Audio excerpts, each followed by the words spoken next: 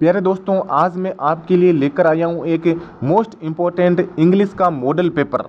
दोस्तों, अगर आप 4th ग्रेड की तैयारी कर रहे हो और आपको इंग्लिश से डर लग रहा है तो दोस्तों मैं आज आपके लिए इंग्लिश का एक मोस्ट इम्पोर्टेंट मॉडल पेपर लेकर आया हूँ। दोस्तों, इसमें जितने भी जो क्वेश्चन है वो प्रीवियस ईयर में पूछे गए और आगे भी पूछे जाने वाले मोस्ट इम्पोर्टेंट और सेलेक्टिव क्वेश्चन है। दोस्तों, इनके आंसर दोस्तों आपको मेरे को कमेंट बॉक्स में लिख करके बताना है और मैं दोस्तों हर क्वेश्चन का आंसर आपको एक्सप्लेन करने की कोशिश करूंगा, हर तरह की चीज़ को आपको समझाने की कोशिश करूंगा। आपको इस सेशन को दोस्तों पूरा एंड तक आपको देखना है। आपको दोस्तों बहुत चीज़ें इसमें सीखने को मिलेगी। तो दोस्तों शुरू करते हैं आज के इस सेशन को। हमारा दोस्तों फर्स्ट क्वेश्चन है दोस्तों, they blank looking after orphans since 1980। यानी कि दोस्तों जितने भी जो मैंने क्वेश्चन लिए हैं वो दोस्तों सभी टॉपिक से मैंने दोस्तों अलग अलग क्वेश्चन लिए हैं। तो दोस्तों आपको घबराने की बिल्कुल भी आवश्यकता नहीं है। सब प्रकार के मैंने दोस्तों आपके लिए क्वेश्चन लेकर आया हूँ। तो दोस्तों आपके अनुसार इस ब्लैंक के अंदर क्या आना चाहिए, यानी कि आपको दोस्तों ये जो फर्स्ट क्वेश्चन है वो दोस्तों टेंस से रिलेटेड क्वेश्चन है। यानी कि जितने भी जो टॉपिक है ना, टेंस, आर्टिकल, प्रीपोजिशन, कंजंक्शन, जितने भी जो टॉपिक है, एंटोनिम, सिनोनिम, वन वर्ड, जितने भी जो टॉपिक है उनसे दोस्तों मैंने चुन करके और सेलेक्टेड क्वेश्चन दोस्तों मैं आपके लिए लेकर आया हूँ। तो दोस्तों इसका राइट आंसर आपको बताना है। सभी बच्चे हैं वो राइट आंसर इसका दे रहे हैं। सभी बच्चे इसका राइट आंसर जो दे रहे हैं वो है ऑप्शन नंबर सी।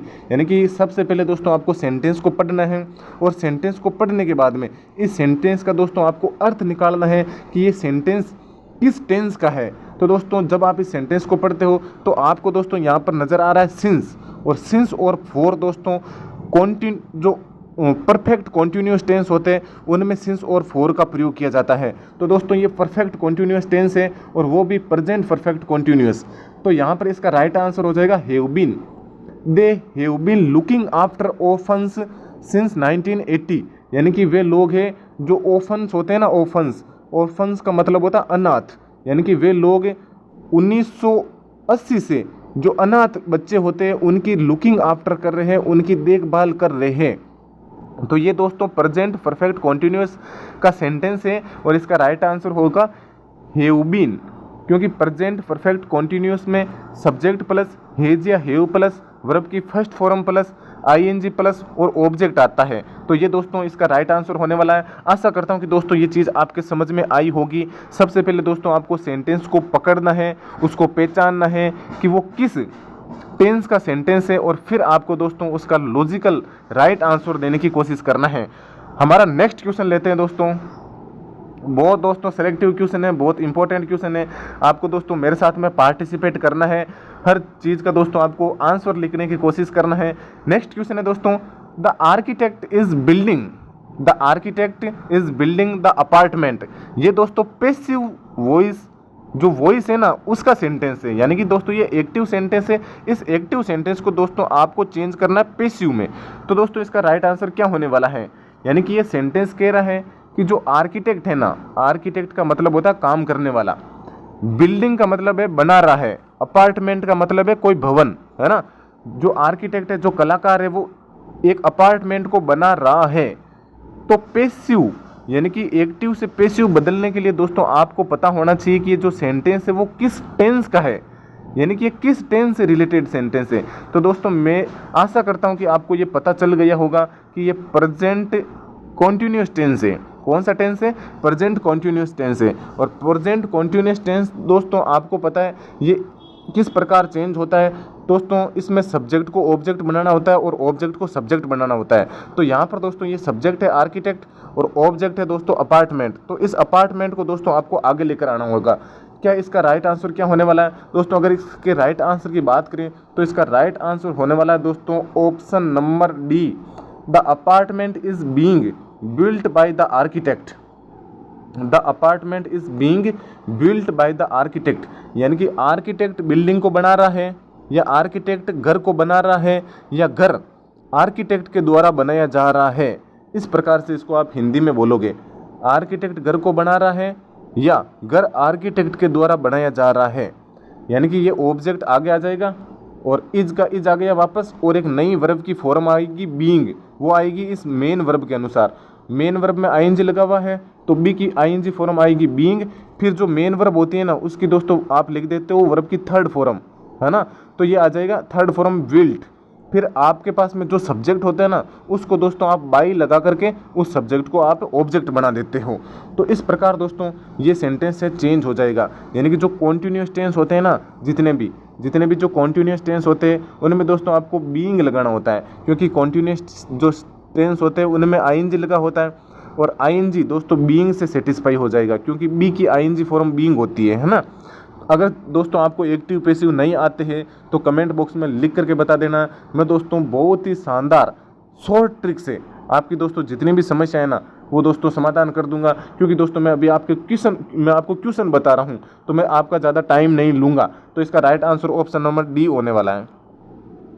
हमारा नेक्स्ट क्वेश्चन है दोस्तों, he said give me some food. He said give me some food, इसको दोस्तों डायरेक्ट से इनडायरेक्ट में चेंज करना है। ये दोस्तों अपने आप में डायरेक्ट सेंटेंस है, इस डायरेक्ट सेंटेंस को दोस्तों आपको इनडायरेक्ट में चेंज करना है। तो बताओ कि इसका क्या होने वाला है। अगर दोस्तों डायरेक्ट से इनडायरेक्ट में चेंज करते हैं तो हम दोस्तों पर्सन में चेंज करते हैं, हम दोस्तों टेंस में चेंज करते हैं, और हम दोस्तों अदर पार्ट ऑफ स्पीच में चेंज करते हैं। तो दोस्तों क्या क्या इसमें चेंज होने वाला है। अगर दोस्तों सेंटेंस की बात करें तो ये सेंटेंस दोस्तों अपने आप में इम्पेरेटिव सेंटेंस है। ये अपने आप में दोस्तों इम्पेरेटिव सेंटेंस है, और इम्पेरेटिव सेंटेंस में दोस्तों टू का प्रयोग किया जाता है कंजंक्शन के रूप में। इम्पेरेटिव सेंटेंस है, और इम्पेरेटिव सेंटेंस में दोस्तों order, advise, request, command, order, advise, request, command, इस प्रकार का उसमें सेंस होता है। तो दोस्तों आपको यहाँ पर स्पष्ट दिखा हुआ है, यहाँ पर प्लीज़ लिखा हुआ है, और प्लीज़ दोस्तों रिक्वेस्ट करने के लिए आप यूज़ करते हो। प्लीज़ का प्रयोग दोस्तों आप रिक्वेस्ट करने के लिए यूज़ करते हो। तो दोस्तों इस जो सेंटेंस है इसका दोस्तों इनडायरेक्ट स्पीच होने वाला है। ऑप्शन नंबर दोस्तों कौन सा होने वाला, ऑप्शन नंबर ए होने वाला है दोस्तों। ऑप्शन नंबर इसका ए है वो दोस्तों राइट आंसर होने वाला है। ही रिक्वेस्टेड मी, उसने मेरे से रिक्वेस्ट किया। टू गिव हिम, ये दोस्तों मी है वो फर्स्ट पर्सन है, और फर्स्ट पर्सन दोस्तों सब्जेक्ट के अनुसार चेंज हो जाता है। तो ये मी का दोस्तों मी अपने आप में ऑब्जेक्ट है, तो ही का ऑब्जेक्ट दोस्तों यहाँ पर हिम हो जाएगा, ये यहाँ पर हिम हो जाएगा। तो he requested me to give him some food, उसने मेरे से उसको कुछ है ना फूड देने के लिए रिक्वेस्ट किया था। तो इस प्रकार दोस्तों इसका राइट आंसर होने वाला है। दोस्तों मैं एक ही ऑप्शन के बारे में डिस्कस कर रहा हूँ, बाकी वाले ऑप्शन को मैं नहीं छेड़ रहा हूँ, क्योंकि दोस्तों मैं ज़्यादा टाइम वेस्ट नहीं करना चाहता हूँ आपका, और ज़्यादा से ज़्यादा क्वेश्चन दोस्तों आपके सामने मैं रख सकूँ, इसलिए इसका right answer option number A होने वाला है। क्योंकि यहाँ पर दोस्तों प्लीज़ लिखा हुआ है, और प्लीज़ दोस्तों इम्पेरेटिव सेंटेंस होता है, प्लीज़ से दोस्तों रिक्वेस्ट होता है। तो यहाँ पर आदमी है वो मेरे से रिक्वेस्ट कर रहा है उसको खाना देने के लिए। हमारा नेक्स्ट क्वेश्चन है दोस्तों, what A delicious food. What A delicious food, ये दोस्तों सेंटेंस है। इस सेंटेंस को दोस्तों आपको असर्टिव में बदलना है। ये अगर दोस्तों इस सेंटेंस की बात करें तो ये सेंटेंस दोस्तों एक्सक्लेमेटरी सेंटेंस है, और एक्सक्लेमेटरी सेंटेंस दोस्तों सडन फीलिंग ऑफ माइंड को बताते हैं। यानी कि आपके दिमाग में अचानक कोई फीलिंग आती है ना, और आप उस फीलिंग को व्यक्त करते हो, उसको बताते हैं एक्सक्लेमेटरी सेंटेंस। और एक्सक्लेमेटरी सेंटेंस में दोस्तों ये पीछे देखो ये डंडी लगी हुई है, इसे बोलते हैं एक्सक्लेमेशन मार्क, विस्मयादिबोधक चिन्ह, है ना, विस्मयादिबोधक सेंटेंस है ये। तो ये सेंटेंस दोस्तों बता रहा है व्हाट ए डिलीशियस फूड, मतलब जो फूड है ना वो कितना डिलीशियस है, कितना डिलीशियस है। मतलब हम बोलते हैं ना, कभी कभी हम बोलते हैं कितनी शानदार चीज़ें या कितनी सुंदर चीज़ें, हम पर्सन नहीं पूछते हैं एक्चुअली में। हम दोस्तों हम अपने आप से अपने जो भाव है अपने आप में दोस्तों अपनी फीलिंग को बताते हैं। हम यहाँ पर दोस्तों ये इस सेंटेंस का अर्थ है कि जो फूड है वो कितना स्वादिष्ट है, मतलब बहुत ज़्यादा स्वादिष्ट है ना। तो इस प्रकार दोस्तों ये सेंटेंस है। इसका दोस्तों राइट आंसर दोस्तों आशा करता हूँ कि आपने दे दिया होगा। तो इसका राइट आंसर दोस्तों होने वाला है ऑप्शन नंबर दोस्तों ए। ऑप्शन नंबर ए इसका दोस्तों राइट आंसर होगा। कितना शानदार, कितना स्वादिष्ट खाना था, कितना स्वादिष्ट खाना था, मतलब बहुत ही ज़्यादा स्वादिष्ट खाना था। तो it was a very delicious food, मतलब जो खाना था वो बहुत ही डिलीशियस था। तो यहाँ पर दोस्तों जो वोट है ना, वो कन्वर्ट हो जाएगा दोस्तों वेरी के अंदर। इस वोट का मतलब क्या नहीं है, इस वोट का मतलब है कितना, मतलब बहुत ज़्यादा। हम बोलते हैं ना कितनी सुंदर है, मतलब बहुत ही ज़्यादा सुंदर है। तो इस वर्ड का मतलब वेरी से है, और वेरी के अनुसार दोस्तों ये वेरी में चेंज हो जाता है। और फिर दोस्तों इस सेंटेंस को आप ऐसे लिख देते हो, what A delicious food, it was a very delicious food. अगर दोस्तों अन्य ऑप्शन की बात करें तो यहाँ पर दोस्तों देख लीजिए, is it A delicious food, क्या ये खाना स्वादिष्ट है। तो ये पर्सन पूछ रहा है, एक्चुअली में दोस्तों पर्सन नहीं पूछ रहा है, ये सेंटेंस जो मेन सेंटेंस है वो पर्सन नहीं पूछ रहा है, लेकिन ये सेंटेंस पर्सन पूछ रहा है, तो आपको इसमें नहीं बदलना है। It is a delicious food, it is a delicious food, ये अपना पे दोस्तों सही तो है, लेकिन इसमें दोस्तों वेरी का प्रयोग नहीं किया गया है। तो वेरी के प्रयोग नहीं होने के कारण दोस्तों ये सेंटेंस गलत हो जाता है ना, क्योंकि जो वोट है वो वेरी में कन्वर्ट हो जाएगा। तो इसका राइट आंसर दोस्तों ऑप्शन नंबर ए होने वाला है। आशा करता हूँ कि ये चीज़ आपके समझ में आई होगी। नेक्स्ट क्वेश्चन है दोस्तों हमारा, we enjoyed reading, I enjoyed reading, यानी कि मैंने किसी चीज़ को ना इंजॉय किया, उसको पढ़ करके, बुक को, यानी कि मैंने जो यू गेव मी, यानी कि जो आपने मेरे को किताब दी थी ना, उसको मैंने बहुत पढ़ करके मतलब बहुत इंजॉय किया था। तो यहाँ पर आर्टिकल का दोस्तों क्वेश्चन है, तो आपके अनुसार दोस्तों यहाँ पर कौन सा आर्टिकल होने वाला है, कृपया आंसर देने की कोशिश करें, आंसर देने की कोशिश करें कि आपके अनुसार यहाँ पर क्या ऑप्शन है सही होने वाला है। अगर दोस्तों सेंटेंस की बात करें तो ये सेंटेंस दोस्तों इस प्रकार है, यहाँ पर दोस्तों एक किताब है और वो किताब आपने मेरे को दी थी और मैंने उसका मतलब पढ़ करके एंजॉय किया है। तो पहले किताब का जिक्र हुआ है, जब किसी चीज़ का दोस्तों पहले जिक्र होता है तो वो चीज़ अपने आप में दोस्तों डेफिनेट बन जाती है, यानी कि आपने मेरे को किताब दे दी और फिर मैंने उस किताब का एंजॉय किया है, मैंने फिर उस किताब को पढ़ा है, जिस किताब को आपने दी है और उसी किताब को मैंने पढ़ा है। तो यहाँ पर ये किताब है अपने आप में दोस्तों पर्टिकुलर है, अपने आप में सर्टेन है, अपने आप में दोस्तों डेफिनिट है, यानी कि निश्चित है। और निश्चित चीज़ों को बताने के लिए आप खुद जानते हो कि सर हम द का यूज़ करते हैं। I enjoyed reading the book you gave me, मैंने उस किताब का बहुत इंजॉय किया जो आपने दी थी, उस किताब को मैंने पढ़ करके ना, इस प्रकार के ये सेंटेंस हैं। हमारा नेक्स्ट क्वेश्चन है दोस्तों, टाइगर इज डेंजरस एनिमल। यहाँ पर दोस्तों आर्टिकल आपको चूज करने के राइट आंसर कौन सा होने वाला है। अगर दोस्तों सेंटेंस की बात करें तो आर्टिकल का यूज हम दोस्तों नाउन के लिए करते हैं। किसके लिए करते हैं? नाउन के लिए करते हैं। तो यहाँ पर दोस्तों नाउन है एनिमल, और एनिमल अपने आप में दोस्तों कॉमन नाउन है। एनिमल कैसा नाउन है दोस्तों? कॉमन नाउन है, जो सभी जानवरों को व्यक्त करता है। तो ये बता रहा है कि जो टाइगर है ना, वो अपने आप में एक खतरनाक जानवर है।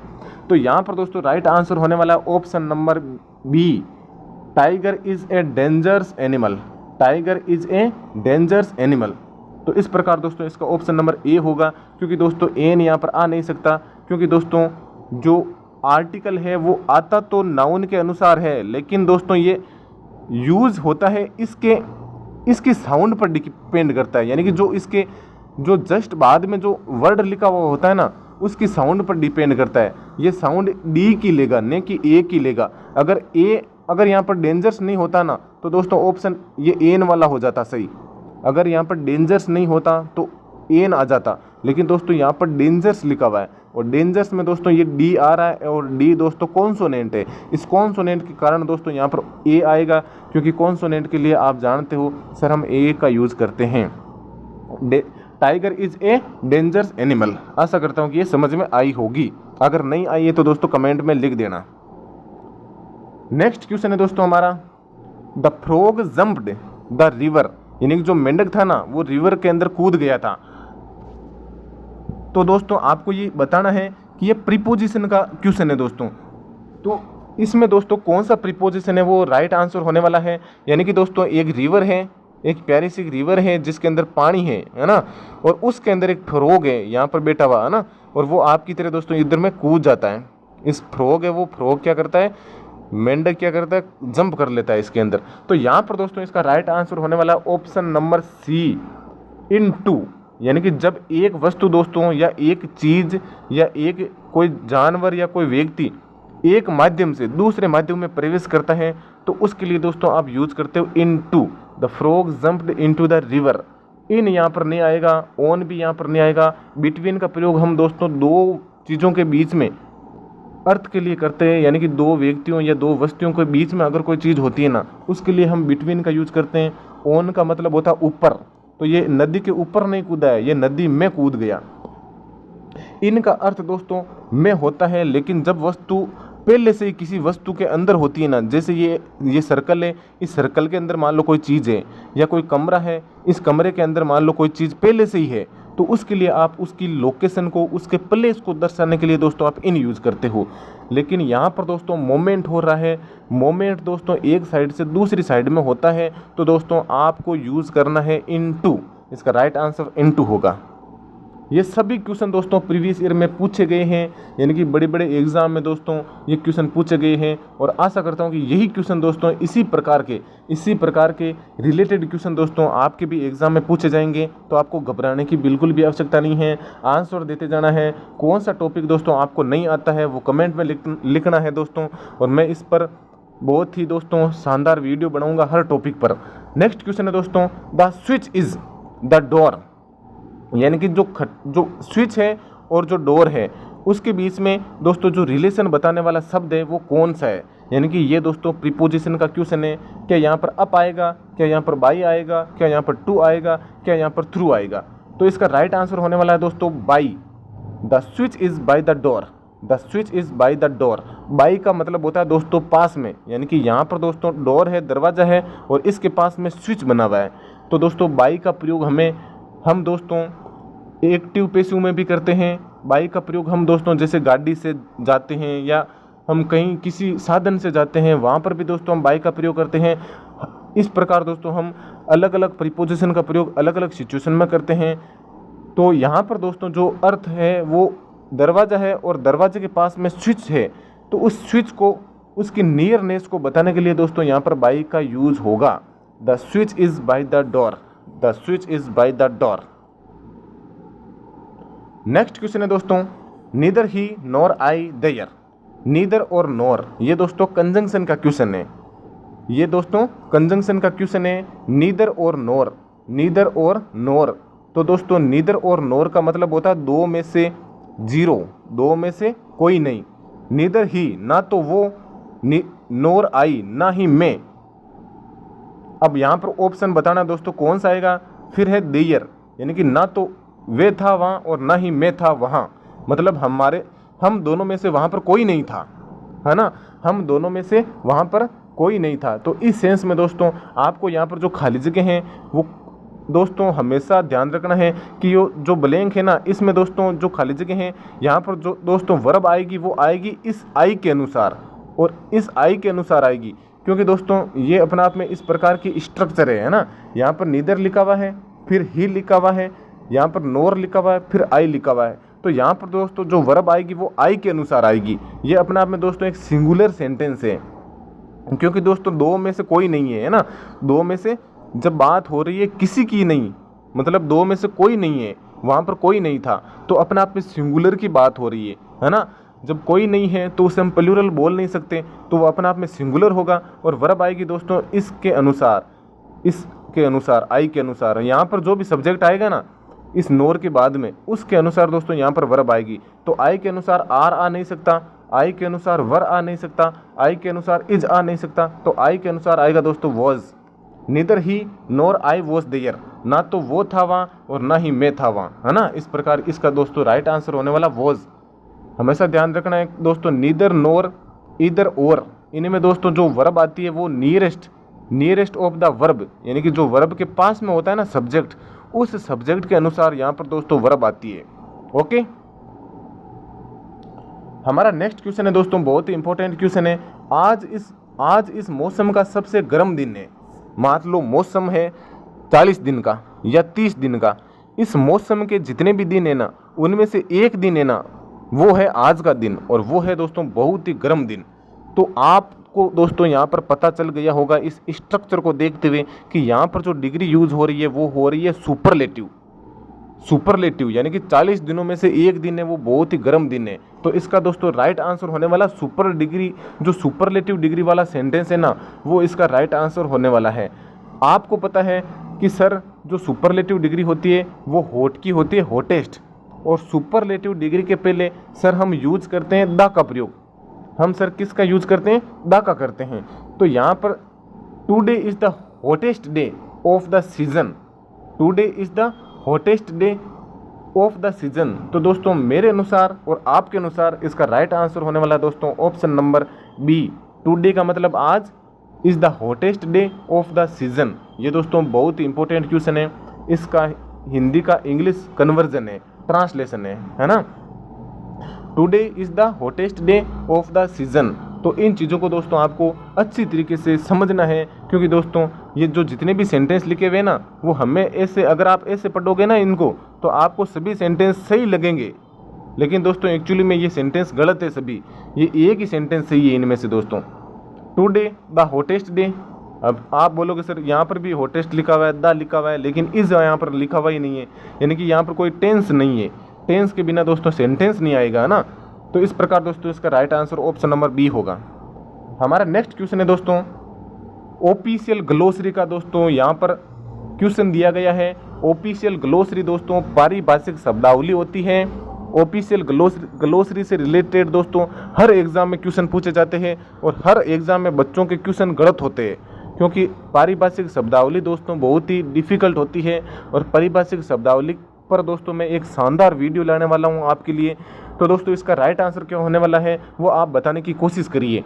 अगर दोस्तों बात करें प्रोबेशन की, तो प्रोबेशन दोस्तों एक समय होता है, एक निश्चित समय होता है, और उस समय पर मान लो कोई व्यक्ति है, उसको प्रशिक्षण दिया जाता है, उसका मूल्यांकन किया जाता है, उसकी स्थायी नियुक्ति के लिए उसको परखा जाता है। मान लो आप कहीं पर काम करने जाते हो, तो आपको 1 महीना, 1 साल या 2 साल के लिए आपको प्रोबेशन में रखा जाएगा।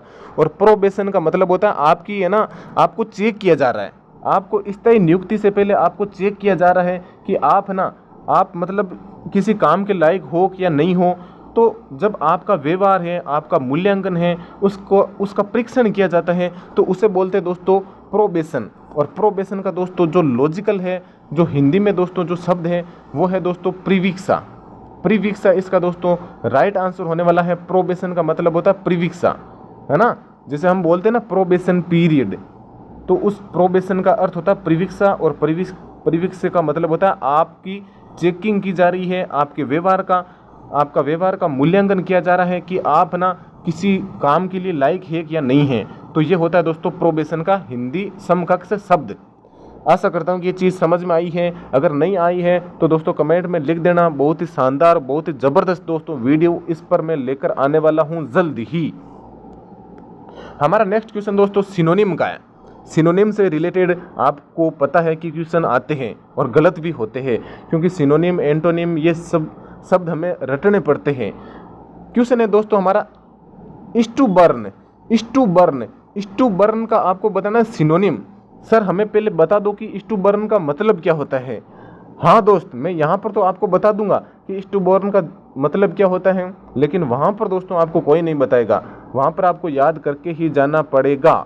इज टू बर्न का बात करें तो दोस्तों इज टू बर्न का मतलब होता है जिद्दी, है ना। ऐसा आदमी जो बहुत ही जिद्दी है, पढ़ता नहीं है, जितना मैं कहता हूँ मानता नहीं है, उसे बोलते हैं इज टू बर्न। अगर बात करें दोस्तों शब्दों की, तो मोडेस्ट का मतलब होता है एकदम विनम्र व्यक्ति। इंजॉय का मतलब इंजॉय करना। ओबस्टिनेट का मतलब होता है जिद्दी, है ना, बहुत ही जिद्दी व्यक्ति। तो इसका राइट आंसर होने वाला obstinate. Is to burn, obstinate, is to burn, obstinate. इन शब्दों को दोस्तों नोटबुक में लिख लेना, बार बार प्रैक्टिस कर लेना। मेरा यही कहना है, जिद्दी मत बनना ज़्यादा। डेविएट का मतलब होता है विचलित होना, भटक जाना। ओके, नेक्स्ट क्वेश्चन है हमारा दोस्तों एंटोनिम से रिलेटेड है। परमानेंट, यानी कि परमानेंट का आपको एंटोनिम बताना है। एंटोनिम का मतलब होता है विलोम शब्द, यानी कि इसका विपरीत शब्द क्या होगा। अगर परमानेंट की बात करें तो परमानेंट का मतलब होता है स्थायी। अपने आप में जो चीज़ स्थायी है उसे बोलते परमानेंट। तो ए स्थायी को बोलते दोस्तों टेम्पररी। हम बोलते हैं ना ये टेम्पररी काम है ना। जो काम ए स्थायी होता है उसे बोलते टेम्पररी। तो इसका राइट आंसर होने वाला है option number D, temporary. Durable का मतलब दोस्तों होता है जो चीज़ लंबे समय तक टिकती है ना, जो चीज़ लंबे समय तक चलती है ना, जिसकी उम्र ज़्यादा होती है ना, उसे बोलते हैं ड्यूरेबल। शॉर्ट छोटा, लॉन्ग बड़ा। बस ये हो गया दोस्तों आपका राइट आंसर। नेक्स्ट क्वेश्चन है दोस्तों हमारा वन वर्ड सब्स्टिट्यूशन से, यानी कि आपको वन वर्ड बताना है। Someone who eats a lot of food, ऐसा व्यक्ति जो बहुत ही खाना खाता है। जैसे कोई शादी होती है, कोई प्रोग्राम होता है, तो वो पूरे दिन भूखे रहता है और फिर वो पूरे दिन मतलब 2-3 दिन का मतलब एक साथ खा लेता है खाना। तो उससे क्या बोलते हैं हिंदी में? उससे हिंदी में तो पेट्टू बोलते हैं, या आप क्या बोलते हो उसे आपको लिख करके मेरे को बताना है ना। अलग अलग क्षेत्र में उसको अलग अलग बोला जाता है, यानी ज़्यादा खाने वाला। तो ज़्यादा खाने वाले को क्या बोला जाता है? क्या उसे फूडी बोला जाता है? क्या उसे ग्रीडी बोला जाता है? क्या उसे ग्लूटन बोला जाता है? क्या उसे ऑप्टिमिस्ट बोला जाता है? तो दोस्तों इसका राइट आंसर होने वाला है option number C, glutton. Glutton का मतलब होता है खाऊ। ऐसा व्यक्ति जो बहुत ही खाता है, जिसको खाने से बहुत प्रेम है ना, उसे बोलते हैं ग्लूटन। अगर बात करें ऑप्टिमिस्ट की, तो ऑप्टिमिस्ट का मतलब होता है आशावादी व्यक्ति। ऐसा व्यक्ति जो पॉजिटिव सोच रखता है, आशा रखता है, उसे बोलते हैं ऑप्टिमिस्ट। ग्रीडियन होता है लालची, और फूडी का दोस्तों मेरे को पता नहीं है। तो इस प्रकार दोस्तों कैसी लगी है आपको क्लास? अगर दोस्तों अच्छी लगी है, कौन सा टॉपिक आपको नहीं आता है, दोस्तों जितनी भी समस्याएं हैं आपको कमेंट बॉक्स में लिख करके बताना है। एक दोस्तों कमेंट आपको ज़रूर करना है कि क्लास कैसी लगी है। अच्छी लगी है तो दोस्तों लाइक कर देना, चैनल को सब्सक्राइब कर देना। मिलते हैं अगले सेशन में, तब तक के लिए दोस्तों बाय।